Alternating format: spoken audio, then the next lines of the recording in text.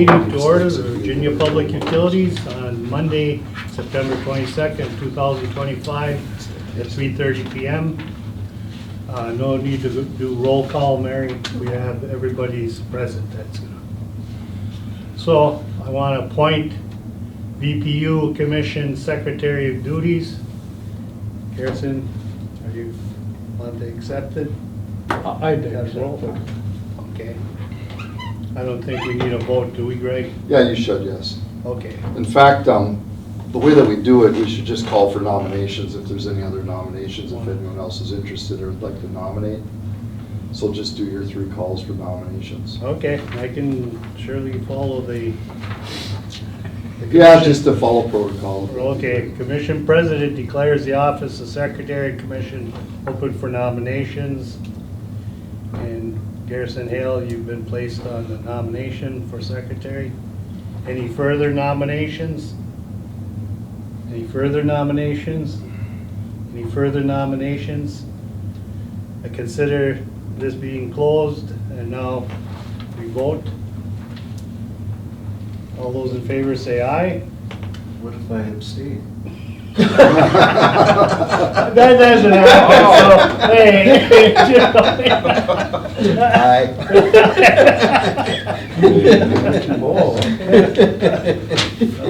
Something so simple. Congratulations. Get things done. Did you vote already? Yeah, we voted. You don't vote. I think I was in Chicago on that. Normally, you would cast a white ballot Yeah. for secretary, but you are the secretary. You're the just secretary, appointed whether- secretaries, so we don't have a secretary to cast a white ballot. And I want It's to, okay. at this time, I want to thank Bob Henderson for signing up for this commission. Yeah, you're welcome. Appreciate it. I know you're on the Charter Commission, right, as of today. And then he's been on the city council for how many years? Well, I was on for 2.5 terms, Okay, so 6 years. 6 years. Yeah. So you have a knowledge of the workings of Oh, yeah. the city and, Oh, I know, and I know how politics runs very slowly. okay. Government runs very slowly. But you're aware of what I'm was, very of much aware of it, yeah. the But public I- utilities and, Yes, but I'd like to get together with you, Greg, you know, you've got some time. For sure. I've got some questions I'd like to answer, just for my own personal, you know, so I know. So I'll Anytime. call and see if you're around, and I'll come down and meet with you. Stop and visit with me after the meeting and, Yeah, and we we'll can do it chat. today then, Yeah. sure, that'd be fine, thank you. okay. Now, we move to approve meeting agenda. Is there a motion to approve? I'll approve. There's I'll support? second. There you go, thank you. Discussion. Being none, all those in favor say aye. Aye. Motion carried unanimously. We don't have anybody from public forum, so we move to number 4, consent agenda. I need a motion to approve resolution number 5371, which is approval of payroll, accounts payable, and net payment adjustments, with B, approval of regular commission meeting minutes for the September 8, 2025 meeting. Is there a motion to approve? I'll second. Yeah. Is it? You make the motion. I'll make the motion. and then I'll second. second support. Okay, all right. Okay, now we have discussion. No discussion? Okay, being none, all those in favor say aye. Aye. Motion carried unanimously. We move to reports of committees. Safety Committee, monthly summary injury report. Greg, I'd like you to cover this one. Yeah, we had a employee get rear-ended at an intersection stop sign. And the employee was not injured, but we just wanted to have record of it in case, you know, the neck tightened up or anything like that after the fact, so it was part of the injury record. That was on the 2nd of September, so being 20 days later now, you know, there were no injuries that resulted from that, but again, it's part of our reporting Right. mechanism, so. All injuries.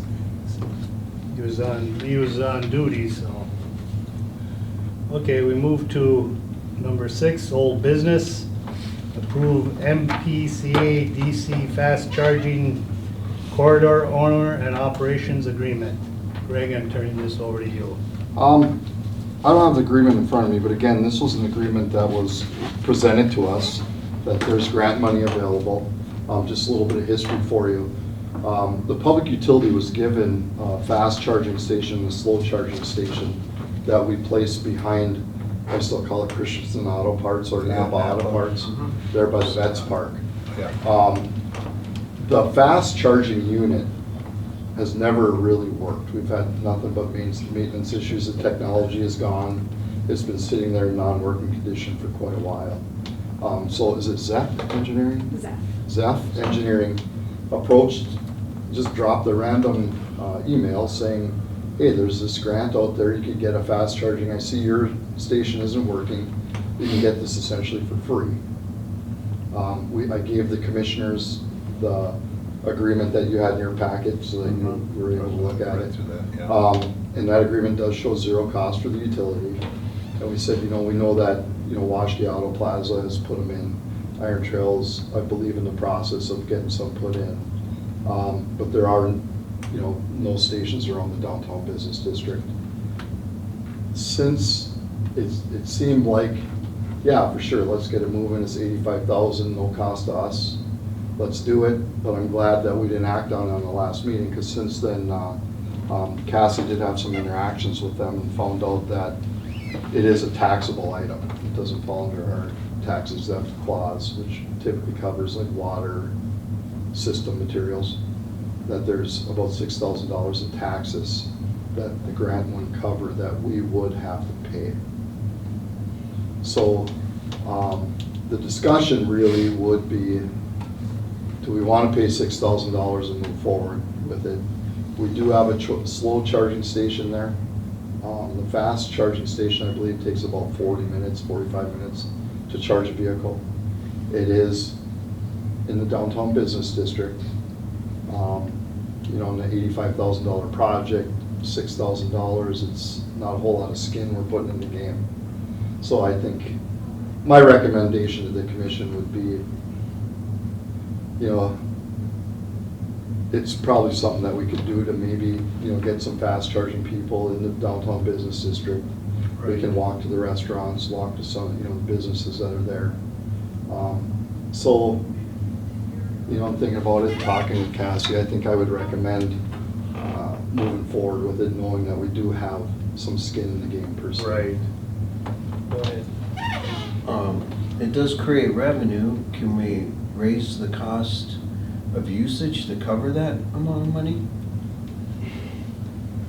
No, it's kind of a standard fee, really. We can raise it. I don't know that we should.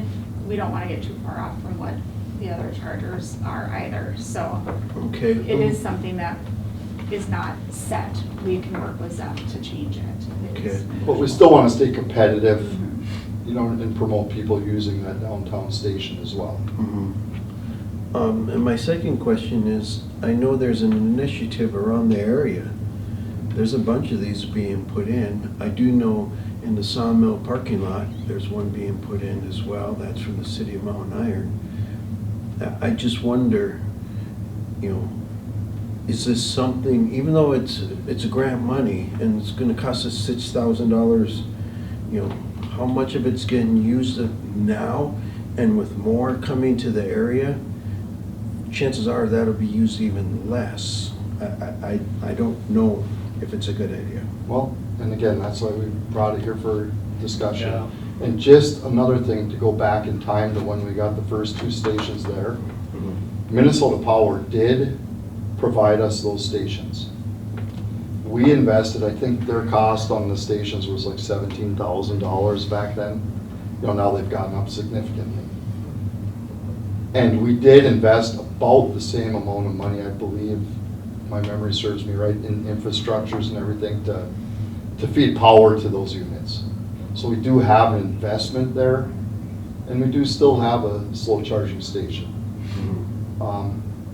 Again, if down the road a commission or this commission decides, yeah, maybe we should put a fast charging one there, they're $85,000 now. Plus tax, so $91,000 ballpark. You know what I mean? I would, before making a decision, I guess I would like to see you know, exactly how many more are coming to the area. You know, I'd like to see some more information before making a decision. Not that I would support, not support it. It's like, you know, the survey crew that did the one at the Sawmill parking lot told me they have a bunch of them to do up here. And so, you know, one's going in at the Sawmill parking lot, you know, how many more are going in? And just to add discussion to that, just verified with Cassie, the Sawmill is a Mountain Iron customer. I understand. Hence the reason we were unaware of it.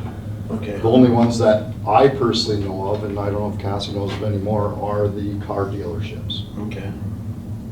Again, the downtown business district, you know, we've got the infrastructure there. Do we want to invest $6,000 in then putting a fast charging station?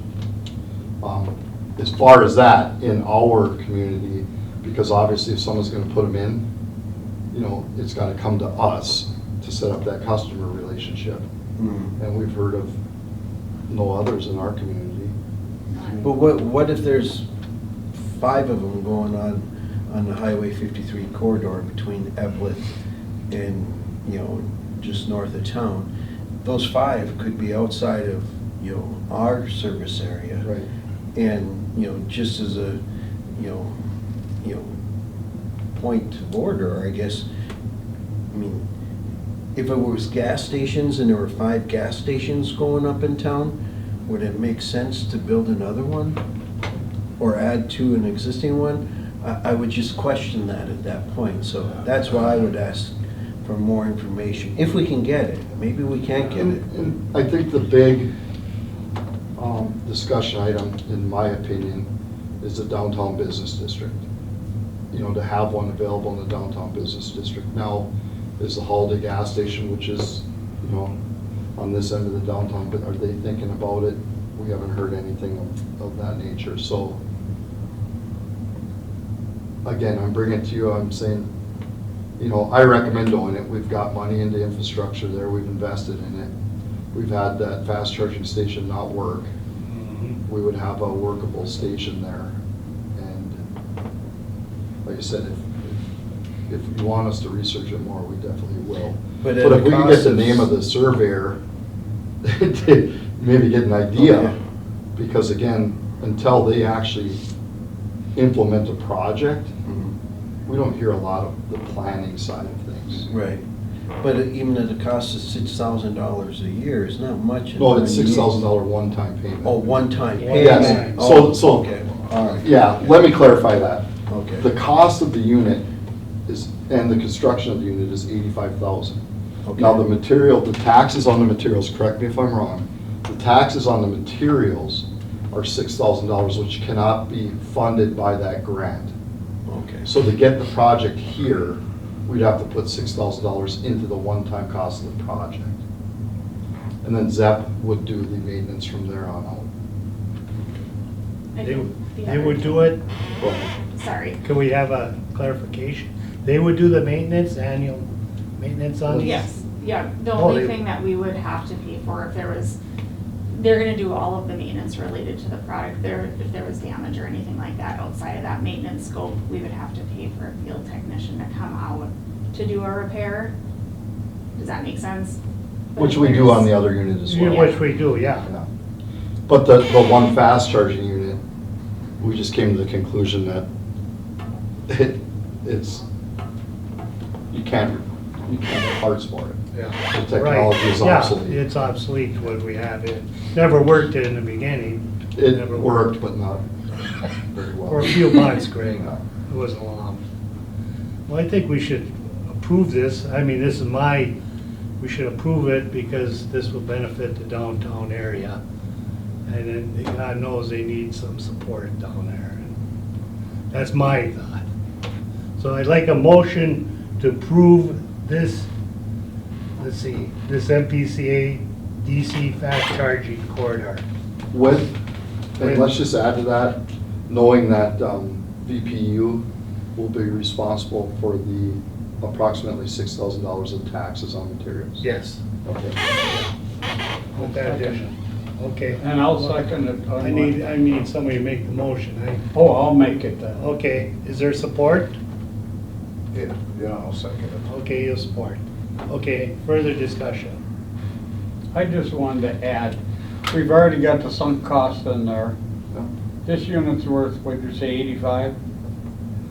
Plus tax. We've got a grant to cover a rather large, expensive cost, and I understand where you're coming from, but it is in the downtown area, and seems like maybe we should, as a utility, be one of the suppliers, not necessarily attached to another business. And I'd hate to pass up an $85,000 opportunity. Down the road, we look at each other and go, gee, you know, we probably should have done that for tourism, even if the locals don't need it. We do get, with that new potential hotel there by the ice arena, we may have some more traffic, and we should pursue this. Okay. Anybody got any further discussion on this? All those in favor say aye. Aye. Okay, nobody opposed, so. I was Motion- just concerned. with the You're- I agree. $6,000, so. Motion carried unanimously, Mary, so, thank you. Okay, under new business, A, discuss power plant outbuilding demolition. Greg, I'm turning this over to you. Yeah, I wanted to bring this to the commission just to start a discussion, and really knowing that the last phase of our conversion is going to be the end of October of 2026, about a year and a month from now. What I'm thinking is I'd like to get some engineers on board. We'll approach like SEH if they do the work. They're our engineer of record more or less here. See if that's the type of work that they would do, and start working with the engineers to say strategically, you know, how do we go about this? In my mind, the big cost in the future of the demolition side of the project is everything within the brick walls over there, which is the best way to identify it, because everything within the brick walls, there's a lot of asbestos. And that's going to be a major cost when we get there. But right now, I'd like to get people going on looking at costs, engineering, potentially even bidding. But right now, just more or less looking at estimates of cost and that of demoing everything outside of that brick building. Yeah. You know, looking at the 11 boiler, looking at the coal conveyance area, looking at the old number 10 gas boiler, you know, the wood buildings that are out here. Yeah. The vast majority of it is steel of one form or another. So there might be some salvage values there, but just to get our heads around, you know, what it would cost to get down to the expensive part of that project. Yeah. So if there's any comments, discussion, if we agree, I can get SEH in, have them put together kind of a proposal or start discussions on getting our heads around the cost of putting together maybe a demo plan. Does that make sense to you? Mhm. I think it's a great idea. All right. Yeah. One thing, Greg, SEH coming in and probably do the engineering and everything. You know, Wilmer has gone through this, New Ulm has gone through this, so there's other communities that have previously done this, so. Right. And I talked to a fellow at MMUA. And I forget, it was a small town in rural Minnesota, and they kind of went through the same thing. Right. And what they did is they, you know, budgeted like $20,000 a year to take the asbestos out. You know what I mean? Because it's a major cost. Oh, definitely. Where I think when we get the metal structures down, for one, it would clean up that site significantly. Because when you're across the lake and you look over, you know, seeing some of the lime greens and the old metals and stuff from specifically like the coal shed Right. in that area, you know, it would start cleaning the site up. Yeah. You know, and then when we get into that building, then maybe looking at something like that, like saying, you know, let's budget $50,000 a year to start removing asbestos, or let's start doing this. The city administrator, Britt at City Hall, is already, you know, earmarking future potential bonding projects on knowing this demolition cost is coming. You know, so it's also on their mind up there. But I think for us just to maybe, again, look at this, you know, outside of that brick building and start coming up with a plan of how to deal. Yeah. Now, we have two major water lines that go through the bottom of that plant, right? That might have to be relocated, or, Yes, next summer, the reconstruction of Sixth Avenue is earmarked. That project is one project that Jim Roswell, you know, the Public Works Director, the City Administrator, everyone understands that it's significant that we get that project done. Because the city also has sewer lines under the building, right? and there's gonna be a high potential of freezing. So we wanted to get all those lines out from under the building, out into the right of way, Yeah. like a typical infrastructure would run, out in the city street right away, and out of the building, short of having to heat tape and do all that type of stuff. Because if you remember, when the planning didn't work out to be coordinated like that, we were looking at heat taping a lot of those lines. That Yeah. discussion had happened. But now, again, that reconstruction project is planned to get that all out, so we don't have to be worried about freezing. If I remember right, there's probably a 6-foot storm sewer on the west side of the plant. If I remember right. There's a big one over there. There's a big one. Wow. So, Do you, go ahead. do you see this as we're discussing here? I feel like a phased, this is gonna end up being done in phases rather than just one mass, 1 year we come in and tear everything out. That's how I see it. And do what we can, pluck the low-hanging fruit per se, right? And take care of the metals, Yeah. you know?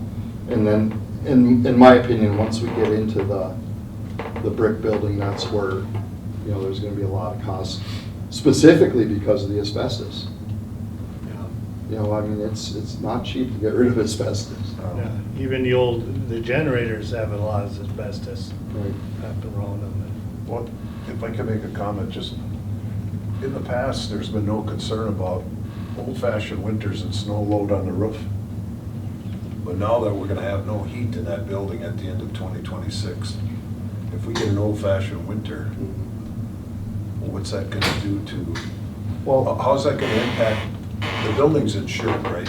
So how's that gonna impact the insurance as far as keeping that until the building's torn down? and that's a great question. And luckily, because of our relationship with FM Global years ago, who insured our plant, now it's all League of Minnesota Cities, since we got out of the production and, you know, covering all the big equipment. They actually did a snow load study on those roofs, Okay. where we have a mechanism of watching how high the snow is. So we'll have to implement a maintenance program to have somebody going up there and checking on the snow and removing it when we get to, you know, scary So, levels. more added cost, actually, I mean, you know, for doing that. Yeah, it would be. Something to look at. Right. Might happen down the road. Yeah, and it would be, you know, I would assume that it'd be our staff that would be up there. Sure. You know, working with it, but yeah, it's definitely something that it's in our minds. Well, I know, like I said, there was no concern before because there was heat. Right.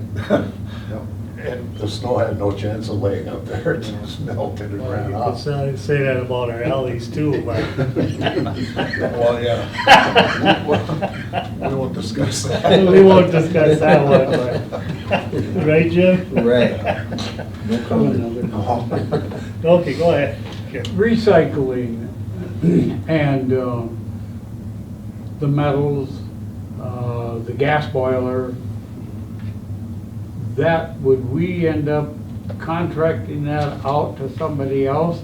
Or do you see us as part of the study, looking at how we might make some dollars on some of these items? And another great question. I had mentioned earlier that the metal buildings are all somewhat salvageable. In other words, there's value, which would help in the cost. The contractor would demo it and salvage it, which would save us cost in the demolition, is my opinion. So it'd come back that way through, Right. maybe it's this price, but if we get to recycle, it's Well, down here. And I wouldn't think we'd want to touch the recycle, we'd let them do it. And again, that's all gonna be included in the bid, and they're gonna be looking at beams and metals and, Yeah. and sharpening their pencils on what the salvage values were on them to be competitive. Do you think that gas boiler still has value in the marketplace? If we remove the structure around it, there may be value. We put it out, if you remember, we put it out there. It was out there for a couple of years. We had Crystal Sugars, in fact, was one that was somewhat interested in it. But the cost of getting it out of the building was significant enough where we said, yeah, you'd have to pay, to get it out and hauled away. But again, give us a price. If we only get $1 for the unit, right, it's gone, it's something less to worry about, and they removed that part of the building to get to it, essentially. We didn't have any hits on it. So now, I think the big thing would be, again, in the planning, if we, maybe the first phase is to open that up, get that thing on the ground, and put it out there for maybe a half a year that, it's ready to pick up, because that you can fit on a flatbed truck and haul away. Yeah. That's how it came in. It's a 200,000 pound per hour gas boiler. Oh, yeah, came in on a railroad car flat. Oh. Then they lifted it up. I think this is a great idea. I think there's some long-term benefits to us, especially it's showing, I think, once we're over that hurdle of next October, it's showing that now we're taking some responsible action in the direction of the public utilities. And I think I'd like to see a board or the commission formally adopt a motion to create a long-term plan, just as you state, and work with SEH. So I'd like to make that motion. Okay, a motion to come up with a long-term plan for that. Yep. Okay, And just to add to that, I'm not just gonna go and hire them. We're gonna meet with them, we're gonna look at the facility, we're gonna bring back kind of an engineering proposal, saying, okay, this is how, and at that time, we'd roll out, this is how we're envisioning it working. Right now, all you're doing is more or less saying, yeah, let's get moving on. Yep, that's Yes. it. I'd like to, yeah. make a motion. Okay. I so move. The wording you I'll want second it. I'll Okay, second it. there's support. Any further discussion? Sounds like a really good way to get rolling. Yes, very much Yes. so. All those in favor say aye. Aye. Motion carried unanimously. Good luck with the wording. We'll work on that. Yeah. We'll work on it. Sure. But that was a good idea, Jeff. Oh, no, To I bring think- this, yeah. Yeah, I think it's start awesome. working. Okay, manager staff report, operations update, Greg. Real short one for you today. We're running 28,000 pounds per hour of steam. That's been the report for a while here. Alternating the boilers every other week. We have 2 boilers, so we alternate them. So in the winter, when we run them both, they're both in good working order. We started the fire hydrant winterizing. So if you hear or see a lot of flooded intersections, our guys go and they run the hydrants, make sure they're operational, and they pump them out, get them ready for winter so they're not freezing up and breaking through the winter. That started up here just the other day. And then one mark on good news is we've got a patching crew coming in next week from Cloquet to start doing some patches. Some patches are about 4 years old. We've had a real tough time getting small paving crews up here to do these patches. So they're gonna do as many as they can possibly hit. And it's been as frustrating for us as everybody else. We don't like getting calls about patches being out here for a long time. So hopefully they'll be able to knock off the vast majority or all of those. Did Aaron ever get to Jim's Corner there on 4th Avenue and 7th? Yes, and I was gonna hit that next. Oh, okay, good. And it was a great thing, and one thing that we always do try to tell people, when you see standing water on roads, to let us know, at least bring it to our attention. So what happened is Commissioner Mikowski, we did a water main fix by his house, Okay. close proximity. Again, it wasn't patched, but he noticed that there was always standing water near the patch. Always standing water, always standing water. Made us aware of it. We sent the water crew down with our correlation, our water leak detection equipment.